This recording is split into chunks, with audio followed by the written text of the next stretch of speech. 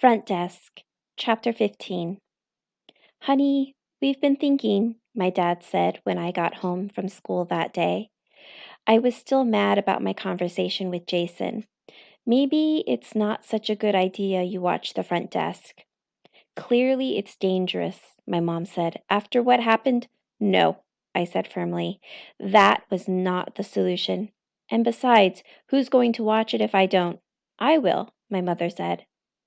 I shook my head. Dad can't clean all the rooms by himself.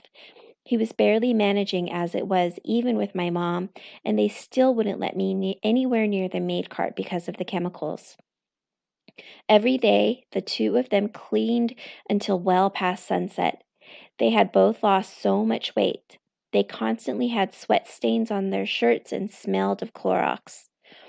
I can manage by myself, my dad insisted. No, you can't. I turned to my mom. Sorry, Mom, I'm not giving you my job. The front desk was my chocolate notebook, and I was not letting it go. No way. I plopped down on the front desk stool and gazed at the wallpaper, at the spot where the security camera was supposed to go. Why can't we just tell him he has to get us some cameras, or else? I asked my parents. Because he knows there's no or else, my dad said softly. I bit my lip. It's just so unfair, I said. My mom sighed. She walked over and put a hand on my shoulder. We're immigrants, she said. Our lives are never fair. My dad nodded. We have to try, he said. We have to try and accept our fate. My parents were always going on about fate. Sometimes I wondered if this fate thing was just something adults made up to make themselves feel better, like the tooth fairy. And really, it's not so bad, my dad said, his face brightening. We have a roof over our heads. We have each other. That's right, my mom said. It could be a lot worse. Look at Ming, my dad added. He didn't mention the loan sharks, but he didn't need to. We were all thinking it. My parents let me keep my job, but only after I told them I would make a sign saying security camera installed and put it up in the front office. Even though we didn't have a security camera, people could think we had a camera. Billy Bob, one of the weeklies, came into the front office. He pointed at the sign and said, "Where's the new security camera?" I looked down at my hands. There isn't one, I admitted. I told him about Mr. Yao and how he rejected all my ideas because they were too expensive. Billy Bob sighed. I'm sorry to hear that, he said. But you know what? Come here. Let me show you something. I followed him out to the parking lot. The two of us stood in front of Billy Bob's old blue station wagon. See that sticker on my car? Billy Bob asked, pointing to a shiny sticker on the driver's side window. I squinted at the words. It said, "Don't touch. Alarm system installed." Billy Bob leaned over, cupped his hand, and whispered in my ear. There's no alarm system. I smiled.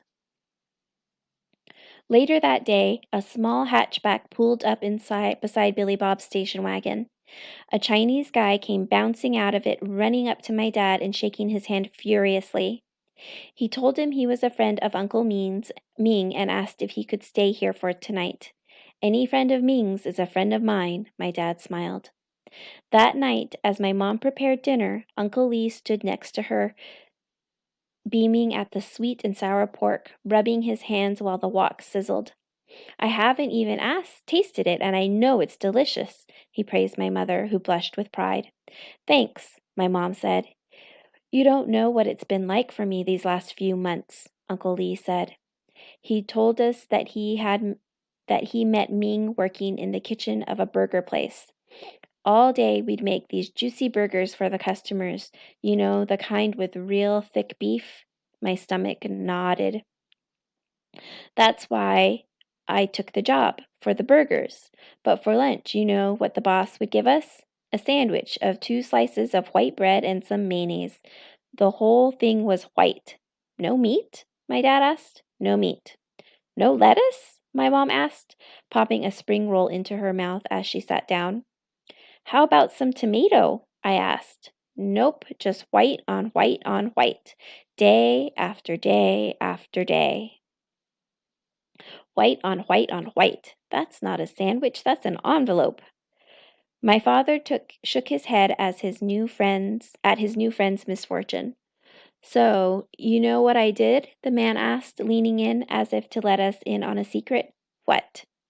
Every day I made a delicious hamburger and wrapped it up carefully.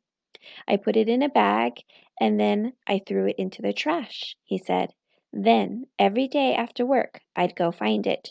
You what? My mother dropped her chopsticks. Everyone stopped eating. It wasn't always easy, let me tell you. Some days, my body was completely inside the dumpster and all you'd see were these two little legs kicking in the air. But I always managed to find my burger in the end, he said triumphantly.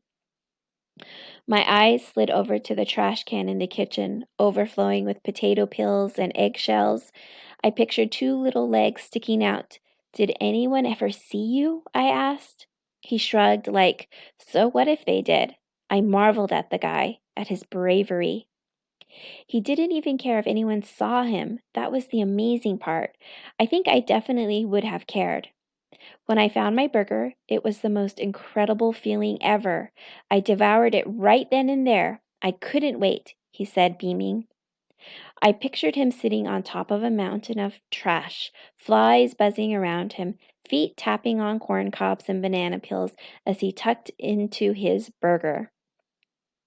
What's the name of this restaurant again? My dad asked. It's called Ray's Burgers down in Carlsbad, Uncle Lee said. The boss's name was Ray? My dad asked. No, the boss's name was Yi Feng, but Ray's burgers sounds a lot better than Yi Feng's burgers. My dad chuckled. He pointed to the pen on the table. Grab that pen, will ya, Mia? Write down Ray's burgers. Yeah, tell your friends that is one place you never want to work, Uncle Lee said, reaching for another spring roll. I went to my room and found an empty journal. In it, I wrote, Restaurant in Carlsbad, Ray's Burgers. Boss only feeds workers white on white on white. I showed it to my dad. In Chinese, he said, so we can all read it.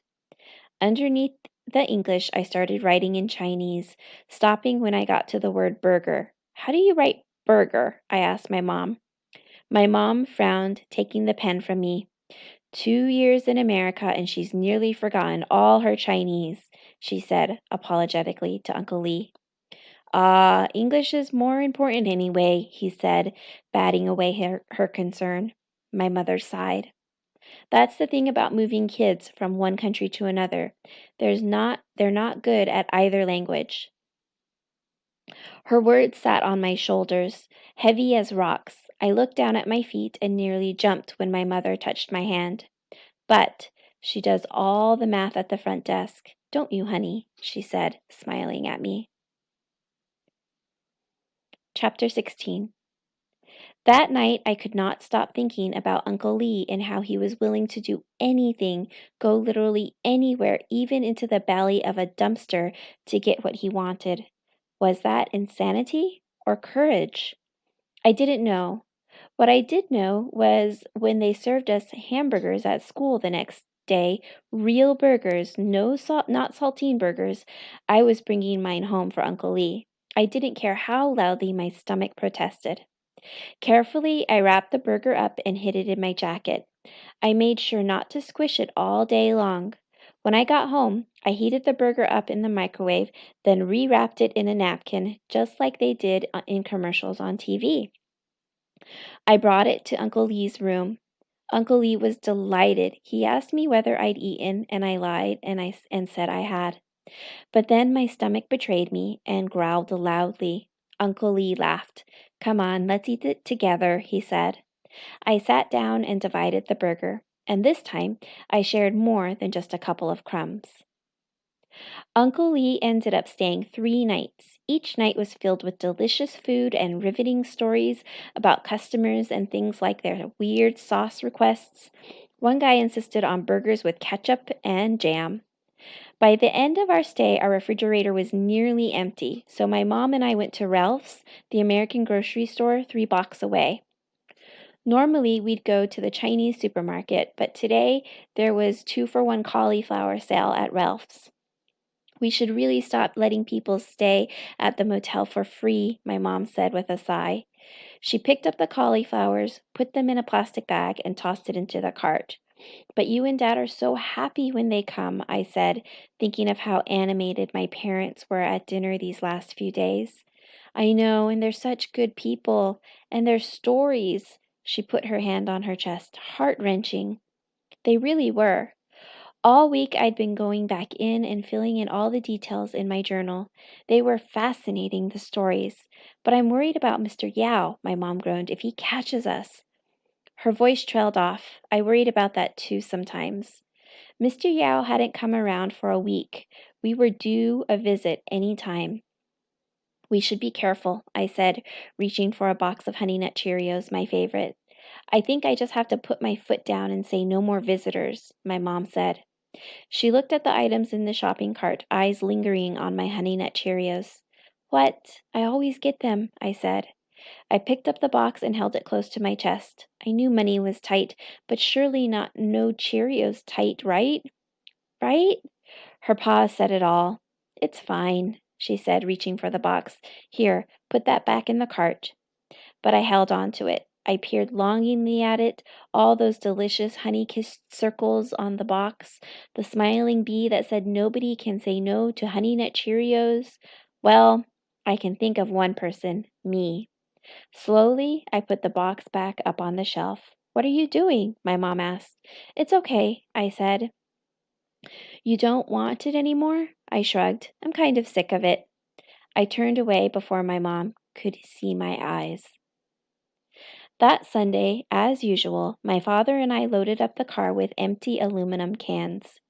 You'd be amazed how much soda people drank at the motel. My dad and I crushed the cans, put them into trash bags, and drove over to the local recycling center. I wished my mom could come too, but Mr. Yao said the rule about never leaving the motel unattended. The recycling center gave us $10 for the cans, which we took and exchanged for pennies. Then we went over to the lake where we sat and went over them, one by one, trying to find the one special penny we'd been on the lookout for as long as I can remember. It was the 1943 copper alloy penny. My dad said it was worth $40,000. At least, my dad insisted, maybe even more. When he told me that, my mouth went dry. $40,000 for just one penny? Think of all the Honey Nut Cheerios we could buy. My dad said that the reason they were so valuable was because there were just 40 of them made. They were made by accident during the war when pennies were converted to steel. So far, only one had been found. The rest were just out there, waiting to be found. We didn't find the 1943 that day, but we did find a 1984 double die, and my dad said that was worth $30. A double die is when they accidentally print the words twice on the coin. Anytime that kind of mistake happens, the coin's automatically worth a lot more. I tilted my head to one side. Why is it automatically worth more? I asked my dad. He didn't respond right away, so I added the 1984 double die to our collection of valuable pennies. We had about 17 pennies in the bag from all our searching over the years. Altogether, it was worth about $300. My dad was enormously proud of them.